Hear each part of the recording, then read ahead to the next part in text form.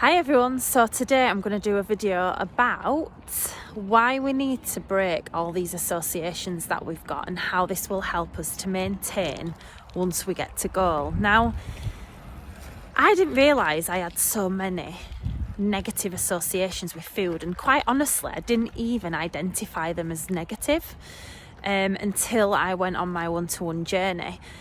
Things like we use food to reward ourselves. So how many of you guys, same as me probably, well definitely same as me for years, weigh day, you weigh yourself, you lose weight, you think, oh, I'm going to reward myself with a glass of wine and a takeaway tonight.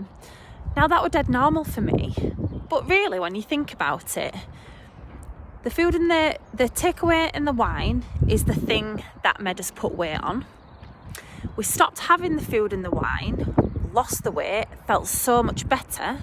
So then we reward ourselves with the thing that harmed us in the first place. It makes no sense. You know, we use food to celebrate. You know, if we're having if something good happens, oh, I'm gonna have a glass of wine and celebrate. We commiserate with it. If something bad I've had a bad day, oh gosh, I need a glass of wine. Oh, should we just get a takeaway? We also associate it with our fun. Now, a big one for me, because I started my diet on the 5th of October.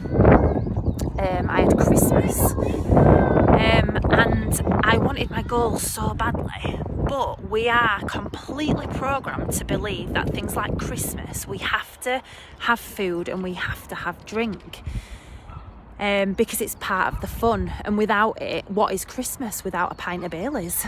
You know, what is Christmas without a pint of Baileys? Well, I had to have a real word with myself, and I'd started working on these associations, and I thought to myself, you know, what actually is the most important thing about Christmas? Well, it's been with your family, it's seeing your babies open the presents, you know, just spending time together.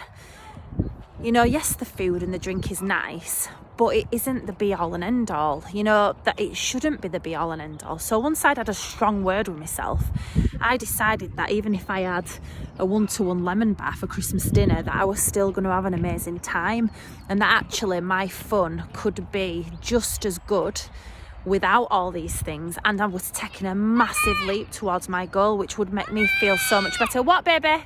Ooh, thank you. Oh, we're playing football now. Gosh, there you go. So I talk about multitasking.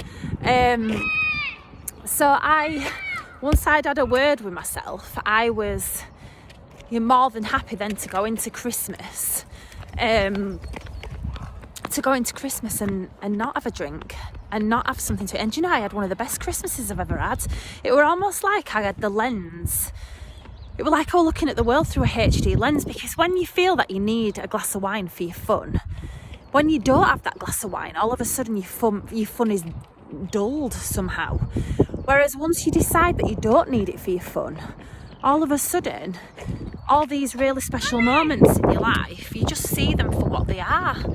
And then if you have a glass of wine on top of it eventually, then so be it. It's, you know, it's a bonus, but you don't need it for your fun.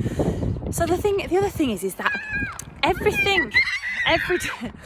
every day in your life, you will either be having fun, commiserating, rewarding yourself, or celebrating. Most days in your life, you're going to have a moment like that. Now, if you associate food and drink with those moments, you are never ever going to be able to find balance with food and drink, because you're always going to have bad food, but you know what I mean. You're always going to have something out of balance to be with those things.